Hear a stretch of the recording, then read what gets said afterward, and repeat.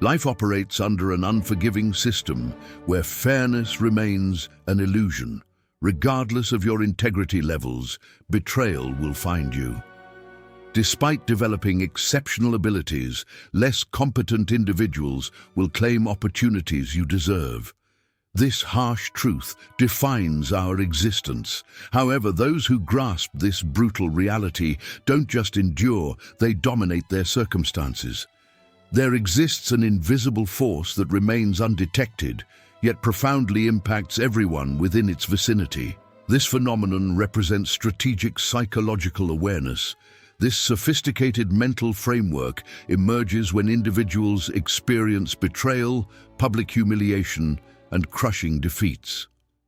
While most people crumble under such pressure, resilient minds transform that anguish into unbreakable mental fortitude. This represents the intelligence that observes silently, absorbs information meticulously, maintains strategic silence, and executes actions with surgical precision. When others engage in pointless debates, you systematically collect valuable intelligence. During moments when emotions drive their reactions, you perform calculated assessments. While they become overwhelmed by feelings, you architect future scenarios. The majority operates with simplistic thinking patterns. You're preparing to master sophisticated strategic thinking. However, before we explore these advanced concepts, absolute clarity becomes essential. This wisdom serves defensive purposes exclusively, never destructive ones. Apply these principles for self-protection, never to inflict harm upon innocent individuals. The objective involves understanding psychological dynamics, not transforming into someone malicious. Today's exploration reveals 8 fundamental psychological characteristics that distinguish survivors from those who become victims. These same traits separate authentic leaders from mere followers, victors from those who consistently lose. I encourage you to share this declaration in the comments section.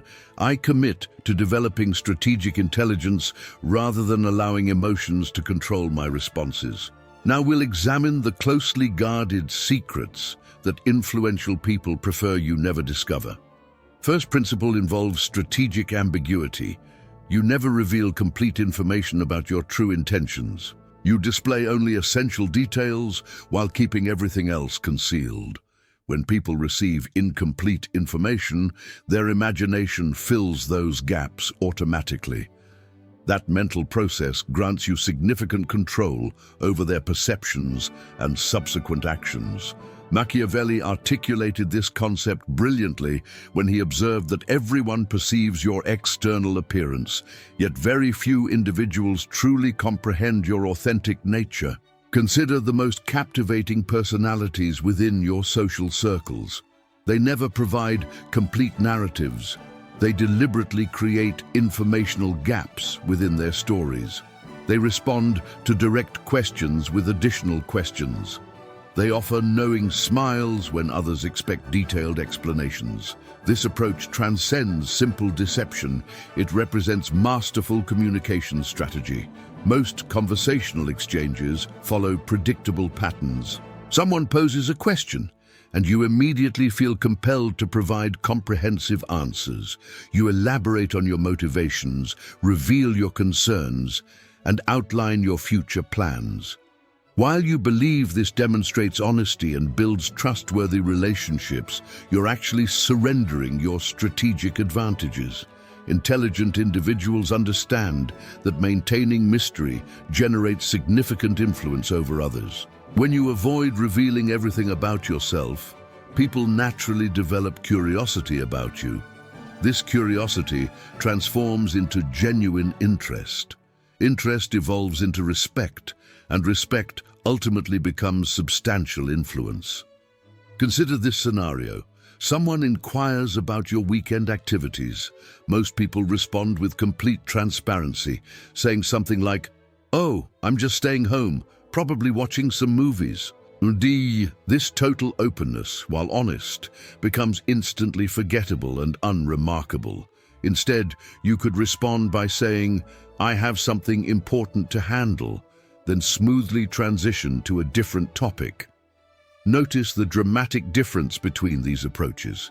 The first response makes you entirely predictable and mundane. The second response creates intrigue and makes you considerably more interesting. This doesn't require being impolite or maintaining secrecy about everything in your life. It means exercising careful judgment about what information you share and the precise timing of those revelations. The most accomplished people across every professional field have mastered this fundamental principle. They reveal sufficient information to maintain engagement, but never enough to compromise their strategic advantages. Your personal information functions as valuable currency. Don't spend it all in single transactions. When you implement strategic ambiguity, people begin paying significantly more attention to your words because they understand you don't communicate carelessly. Your statements carry greater weight precisely because they occur less frequently. Remember, the goal isn't creating mystery for entertainment purposes. The objective involves maintaining control over your personal narrative and all your relationships. The second principle involves adaptive personality presentation. You don't present identical personality traits to every person you encounter. You consciously adjust your behavioral patterns based on your audience. People believe they understand you completely, but they actually know only one specific version of your multifaceted personality. Machiavelli wisely counseled that a leader should ensure that nothing emerges from his lips that doesn't reflect the 5 essential qualities of mercy, faithfulness, humanity, uprightness, and religious devotion, so that anyone who observes and listens to him perceives these characteristics completely. This concept doesn't involve being inauthentic or deceptive. This strategy focuses on achieving maximum effectiveness in every interaction. You already demonstrate this behavior naturally in your daily life. Your communication style with your grandmother differs significantly from conversations with your peer group. Your behavior during professional interviews contrasts sharply with your conduct at social gatherings. You naturally present different aspects of your personality depending on situational contexts. Adaptive personality presentation takes this instinctive tendency and transforms it into deliberate strategic behavior. Every individual you encounter possesses different value systems, distinct communication preferences, and unique information processing methods. If you utilize identical approaches with everyone, you'll successfully connect with some people while completely missing others who require different engagement styles. Strategically minded people study their conversation partners carefully and modify their communication approaches accordingly. When dealing with analytical personalities, provide concrete facts and supporting data.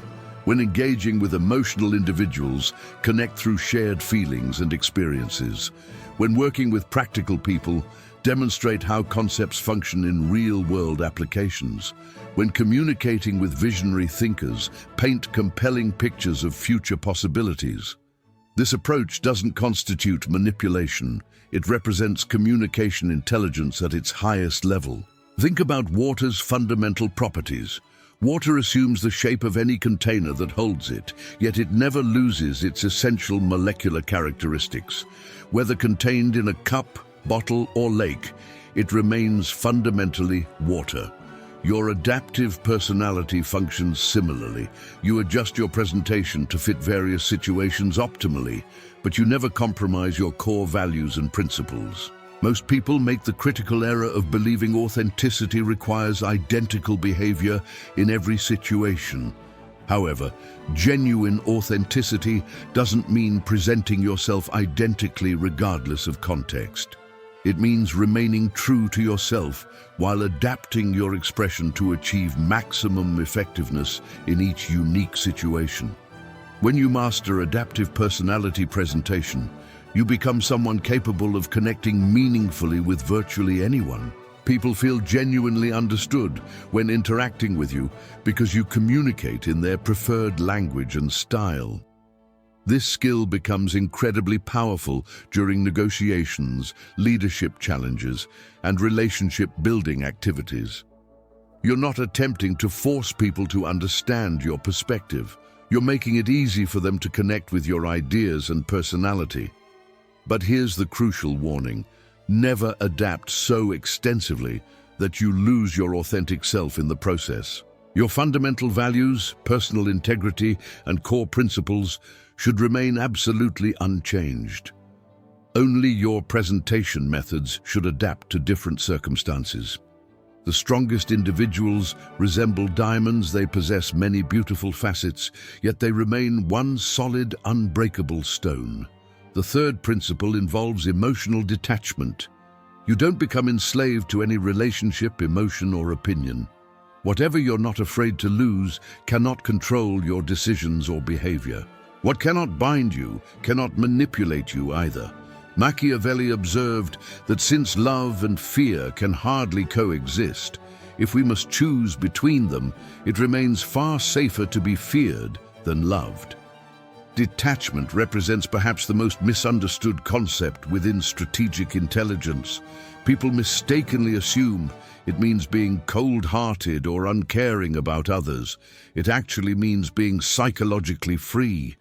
Most people remain controlled by their emotional attachments. They fear losing their employment, so they accept terrible treatment from supervisors. They fear losing relationships, so they compromise their fundamental values. They fear losing social approval, so they speak what others want to hear, rather than expressing necessary truths. Fear of loss creates weakness and vulnerability. Freedom from that fear generates genuine power and strength. This doesn't mean you shouldn't care about anything in your life. It means you shouldn't become desperate about anything. Imagine this scenario. Two people are negotiating an important business agreement.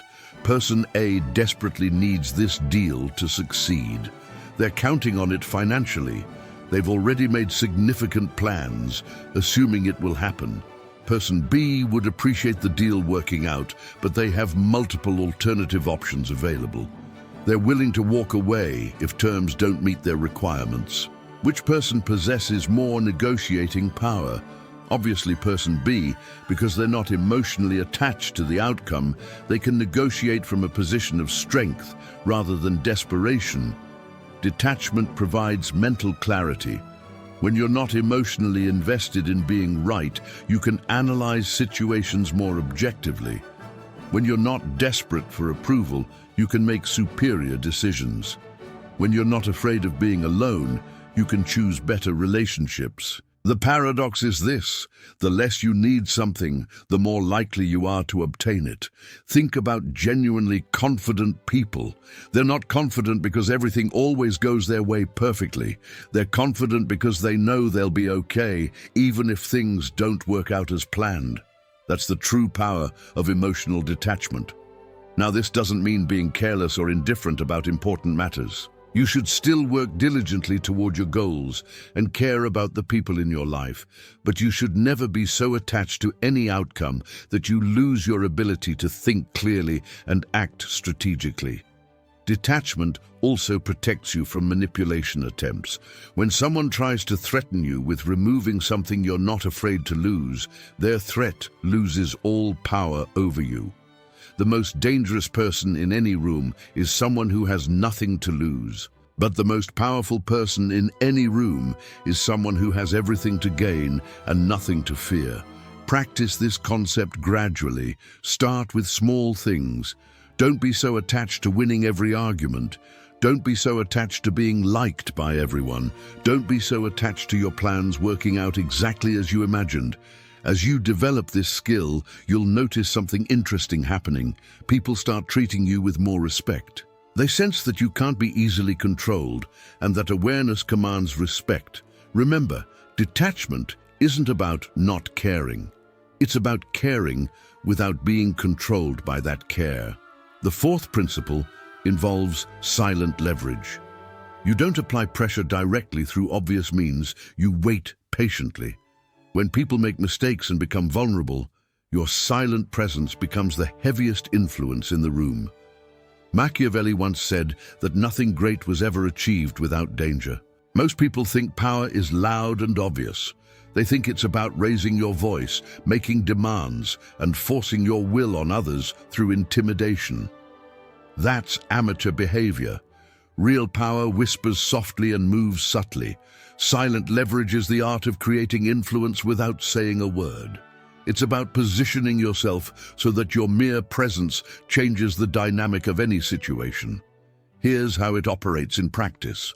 Instead of telling people what to do directly, you create situations where they naturally want to do what benefits you. Instead of demanding respect through force, you make yourself indispensable. Instead of fighting for power aggressively, you make people give it to you willingly. Let's break this down with practical examples. In conversations, silent leverage means knowing when to pause strategically. Most people are uncomfortable with silence, so they fill it with words. Often those words reveal more than they intended to share. When you're comfortable with silence, you control the rhythm of the conversation. Next time someone asks you a difficult question, don't answer immediately. Pause. Look at them thoughtfully. Let the silence stretch for a few seconds, then give your answer. Watch how it changes the weight of your response. In negotiations, silent leverage means having alternatives that you don't need to mention explicitly. When the other person knows you have options, they negotiate differently. You don't have to threaten to walk away. Your willingness to walk away is enough. In relationships, silent leverage means being the person who adds value without asking for recognition. When you consistently make other people's lives better, they naturally want to keep you around. You don't have to demand loyalty. You earn it through your actions. In professional settings, silent leverage means becoming the person everyone comes to for solutions. You don't announce that you're the problem solver. You just solve problems consistently until everyone knows they can count on you. The key to silent leverage is patience. You're not looking for immediate results. You're building long-term influence. Most people want instant gratification. They want to see immediate results from their efforts. But silent leverage works differently. You plant seeds and wait for them to grow. You make investments and wait for them to pay dividends. This requires a different mindset. You have to be comfortable with delayed gratification. You have to trust that your consistent actions will eventually create the influence you're seeking. What happens when you master silent leverage? People start coming to you for advice without you offering it. They start seeking your approval without you demanding it. They start following your lead without you asking them to. You become the quiet force that shapes outcomes without anyone realizing it's happening. But there's an important ethical consideration here. Silent leverage should never be used to manipulate people into doing things that harm them. The goal is to create win-win situations where everyone benefits. The most ethical use of silent leverage is to influence people toward better decisions for themselves and others. You're not tricking them. You're guiding them toward outcomes that serve everyone's best interests. Remember, silent leverage is not passive behavior. You're still taking action. You're still making moves. You're just doing it quietly and strategically instead of loudly and obviously. The fifth principle involves psychological reflection. You reflect people's deepest needs and fears back to them. They think you're speaking their language, but actually you're gaining understanding and influence. Machiavelli once said that men judge generally more by the eye than by the hand. For everyone can see and few can feel. Everyone sees what you appear to be, few really know what you are. Psychological reflection is about becoming a mirror that reflects back what people need to see and hear. This isn't about deception, it's about deep understanding and strategic communication. People don't buy products, services, or ideas.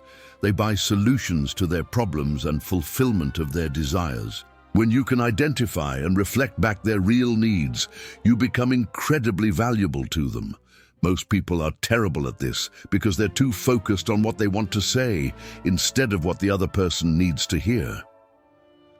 Let me explain how psychological reflection works in practice. First, you have to become a student of human nature. You need to understand that everyone you meet is carrying invisible burdens, secret desires, and unspoken fears. Your job is to listen for clues about what those might be. When someone talks about their work, they're not just sharing information. They're revealing how they see themselves, what they value, and what they're worried about. When someone talks about their relationships, they're showing you their emotional patterns and their deepest needs. Most people listen to respond. You need to listen to understand. Here's a practical framework. Every person you meet is asking 3 silent questions. Do you see me? Do you understand me? Do you value me? When you can answer yes to all 3 of those questions through your words and actions, you create a powerful connection. The psychological reflection technique involves reflecting back not just what people say, but what they mean. You listen for the emotion behind the words, the need behind the complaint, the fear behind the anger. For example, if someone says, "I hate my job," most people might respond with advice about finding a new job. But if you listen deeper, you might hear that they actually feel unappreciated, unchallenged, or uncertain about their future. A psychological reflection response might be, "It sounds like you're not feeling valued for your contributions," or "It seems like you're ready for something that challenges you more." Notice the difference. Instead of jumping to solutions, you're reflecting back their emotional experience. This makes people feel understood, which creates trust and influence. The key is to reflect back the positive version of what they're expressing. If someone is complaining about being overwhelmed, you might reflect back their dedication and high standards. If someone is expressing frustration about a situation, you might reflect back their desire for excellence. This technique works because people have a deep psychological need to feel understood. When you demonstrate that you truly see them, they automatically trust you more and value your opinions more highly. But here's where it gets really powerful. Once you understand someone's core needs and fears, you can position your ideas, suggestions, and requests in terms that naturally appeal to them. If someone values security, you present your ideas in terms of safety and stability. If someone values recognition, you present your ideas in terms of achievement and acknowledgement. If someone values freedom, you present your ideas in terms of independence and choice. You're not changing your message. You're changing how you present your message to match their psychological profile. This is incredibly powerful in leadership, sales, parenting, and relationships. When people feel like you understand them at a deep level, they naturally want to work with you, follow you, and support you. The ethical way to use psychological reflection is to genuinely care about understanding people and helping them get what they need. When you use this technique to serve others' best interests, it becomes a tool for building stronger, more meaningful relationships. The 6th principle involves moral flexibility. You're neither purely good nor completely bad. You simply accomplish what needs to be done. Real power doesn't always operate in absolute black and white terms. Sometimes it exists in the complex gray areas. Machiavelli once said that since it is difficult to join them together, it is safer to be feared than to be loved when one of the two must be lacking. This is the most controversial trait of strategic intelligence, and it's the one that gets misunderstood the most. So let me be very clear about what this means and what it doesn't mean. Moral flexibility doesn't mean having no ethical standards. It doesn't mean doing whatever you want, regardless of consequences. It doesn't mean hurting people to get ahead. What it means is understanding that the real world is complicated. Sometimes doing the seemingly right thing in the short term leads to worse outcomes in the long term. Sometimes being nice enables bad behavior. Sometimes protecting people requires making decisions that aren't pretty. Here's the reality. Pure moral clarity is a luxury that most people can't afford when they're dealing with complex situations involving real consequences. Let me give you some examples to illustrate this concept. Imagine you're in a leadership position and you discover that a team member has been consistently lying to clients and damaging relationships. The nice thing to do might be to give them another chance, provide more training, and hope they improve. But what about the other team members who are working honestly? What about the clients who are being deceived? What about the long-term health of the organization? Someone with moral flexibility might decide that protecting the many is more important than being nice to the one. They might make the difficult decision to remove that person from the team, even though it feels harsh. This isn't cruelty. This is pragmatic ethics. For example, someone asks you for advice about a relationship that you can see is toxic and destructive. The kind thing to do might be to be supportive and avoid saying anything negative. But someone with moral flexibility might decide that true kindness requires telling the difficult truth, even if it temporarily hurts the person's feelings. The key principle here is focusing on outcomes rather than appearances. Sometimes the action that looks good on the surface creates bad results. Sometimes the action that looks harsh on the surface creates better results for everyone involved. This requires a different kind of moral thinking. Instead of asking, what action makes me look like a good person, you ask, what action leads to the best outcomes for the most people? It also requires taking responsibility for the consequences of your decisions, even when those decisions are difficult or unpopular. But here's the crucial distinction. Moral flexibility is not the same as selfishness. You're not doing whatever benefits you at others' expense. You're making pragmatic decisions that serve the greater good, even when those decisions are personally difficult. This trait also involves understanding that different situations require different responses. The same action that's wrong in one context might be necessary in another context. For example, being completely honest might be the right approach in a close personal relationship, but it might be counterproductive in certain professional negotiations where strategic disclosure is more effective. Someone with moral flexibility understands these nuances and adapts their approach accordingly. The danger of this trait is that it can be used to justify selfish or harmful behavior. That's why it's crucial to maintain clear ethical guidelines about what you will and won't do, even in complex situations. My recommendation is to establish clear boundaries for yourself. What are your non-negotiable values? What lines will you never cross? What outcomes are you willing to accept responsibility for? Within those boundaries, give yourself permission to be pragmatic and strategic, even when it means making decisions that others might not understand or approve of. Remember, the goal is not to be liked by everyone. The goal is to be effective and ethical in a complex world where simple answers don't always work. The seventh principle involves strategic disclosure. You don't reveal everything about yourself at once. The less people know, the more they assume, and assumptions lead to mistakes that make your strategy easier to execute.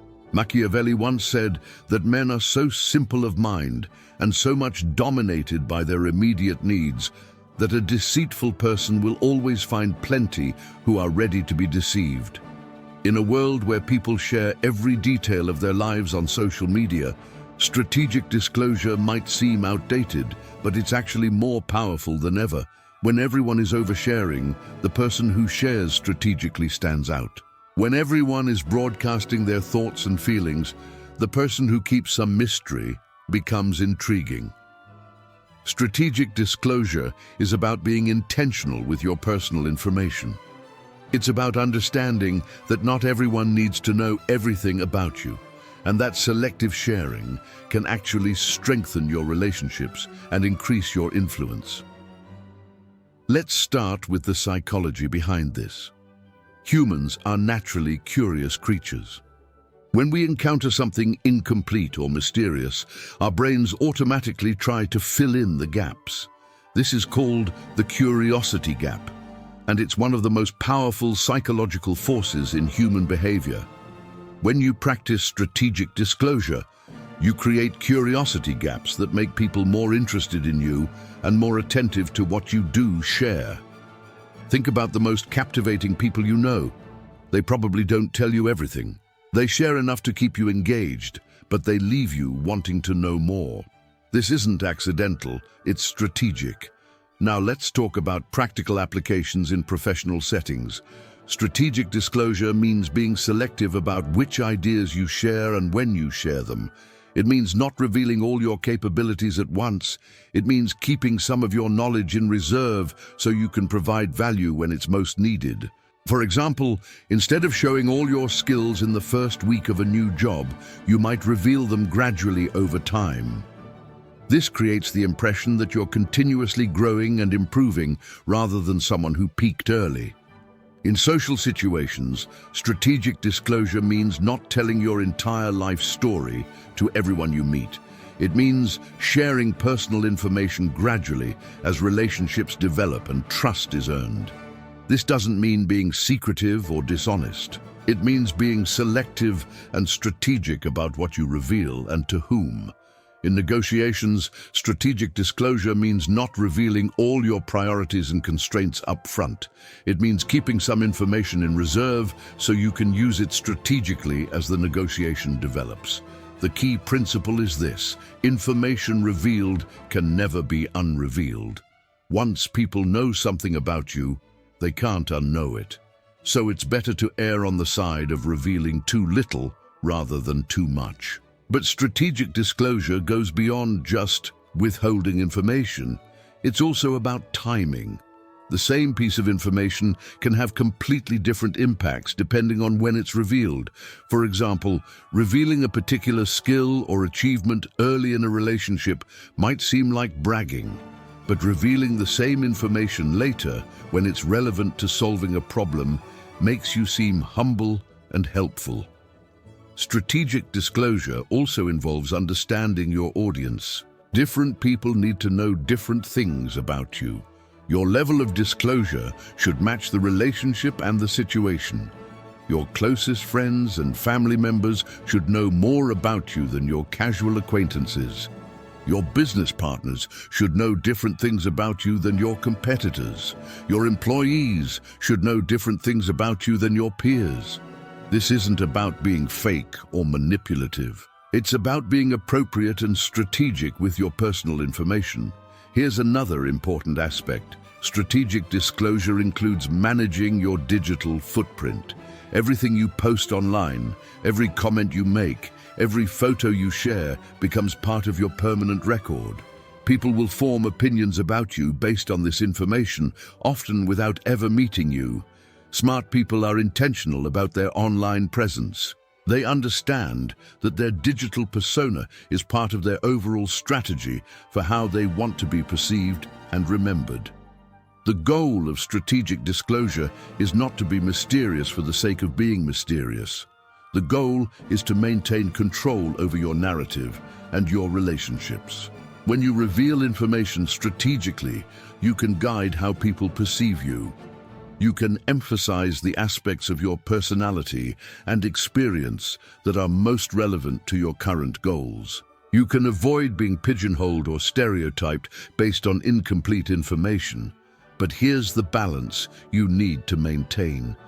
You want to share enough to build genuine connections with people, but not so much that you lose your strategic advantage. The most successful people understand this balance. They're open and genuine in their relationships, but they're also strategic about how much they reveal and when they reveal it. The eighth principle involves result-focused thinking. You're not here to win arguments or prove points. You're here to get results. People who focus only on outcomes never waste time on unnecessary games. Machiavelli once said that the promise given was a necessity of the past, the word broken is a necessity of the present. This is the trait that separates amateurs from professionals, dreamers from achievers, and talkers from doers. Most people get distracted by things that don't matter. They want to be right more than they want to be effective. They want to look good more than they want to get results. They want to feel good about their process more than they want to achieve their goals. Result-focused thinking cuts through all of that noise. When you're result-focused, you ask different questions. Instead of, how can I prove I'm right? You ask, what result am I trying to achieve? Instead of, how can I look good in this situation? You ask, what actions will lead to the outcome I want? This shift in thinking changes everything. Let's start with arguments and disagreements. Most people approach arguments like they're trying to win a debate. They focus on proving their point, catching the other person in contradictions, and demonstrating their superior knowledge or logic. But result-focused people approach disagreements differently. They ask, what do I actually want to achieve from this conversation? Maybe they want to change the other person's behavior. Maybe they want to reach a compromise. Maybe they want to gather information about the other person's perspective. Once they're clear on their desired outcome, they choose their approach accordingly. Sometimes that means winning the argument, but often it means something completely different. For example, if your goal is to change someone's behavior, proving them wrong might actually backfire. People don't like being wrong, and they often become more stubborn when they feel attacked. A better approach might be to help them reach the right conclusion on their own. If your goal is to maintain a good relationship while addressing a problem, being right might be less important than finding a solution that everyone can accept. This applies to every area of life. In professional settings, result-focused thinking means focusing on what actually moves the business forward rather than what makes you look smart or important. It means choosing projects based on their impact rather than their visibility. It means making decisions based on data and results rather than politics and preferences. In personal relationships, result-focused thinking means focusing on the health and happiness of the relationship rather than who's right or wrong in any particular disagreement. It means choosing your battles based on what actually matters rather than reacting to every minor irritation. In personal development, result-focused thinking means measuring your progress by actual results rather than effort or intentions. It means being honest about what's working and what isn't, even when that's uncomfortable. Here's where result-focused thinking gets really powerful. It helps you avoid the trap of looking busy without being productive. Many people confuse activity with achievement. They think that working hard automatically leads to good results. But result-focused people understand that you can work very hard on the wrong things and get nowhere. They're constantly asking, is this activity actually moving me toward my goal? Or am I just staying busy to avoid the more difficult but more important work? This leads to what I call strategic efficiency. Result-focused people often appear to do less than others because they're selective about where they put their energy. They focus on the 20% of activities that produce 80% of the results. They're not trying to be the hardest worker. They're trying to be the most effective worker. This also applies to learning and skill development. Instead of trying to learn everything about everything, result-focused people focus on developing the specific skills that will have the biggest impact on their goals. They ask, what's the minimum I need to learn to achieve maximum results? This isn't about being lazy or taking shortcuts. It's about being strategic and efficient. Now here's an important warning about result-focused thinking. It can become destructive if you lose sight of your values and relationships in pursuit of results. The healthiest approach is to be result-focused within ethical boundaries. Your desired outcomes should include maintaining your integrity, treating people well, and contributing positively to the world around you. When these values are built into your definition of success, result-focused thinking becomes a powerful force for good. Another key aspect of result-focused thinking is the willingness to change course when something isn't working. Most people get attached to their plans and strategies even when those plans aren't producing results. Result-focused people are attached to their goals, not their methods. If one approach isn't working, they try a different approach. If one strategy isn't effective, they develop a new strategy. They're not stubborn about how they achieve their outcomes. They're only stubborn about achieving the outcomes themselves. This flexibility makes them incredibly adaptable and resilient. When circumstances change, they adjust their approach. When new information becomes available, they update their strategy. The ultimate goal of result-focused thinking is to become someone who consistently gets things done. Not someone who talks about getting things done. Not someone who looks like they're getting things done. Someone who actually produces results in the real world. This reputation becomes incredibly valuable over time. When people know you as someone who delivers on your commitments and achieves your goals, they start bringing you better opportunities, better partnerships, and better problems to solve. You've just learned the 8 traits of strategic intelligence. But knowledge without application remains worthless. Select one trait that resonated with you the most powerfully. For the next 7 days, practice that specific trait in your daily interactions. Don't attempt to master all 8 simultaneously. Focus intensely on one. Observe how people respond to you differently.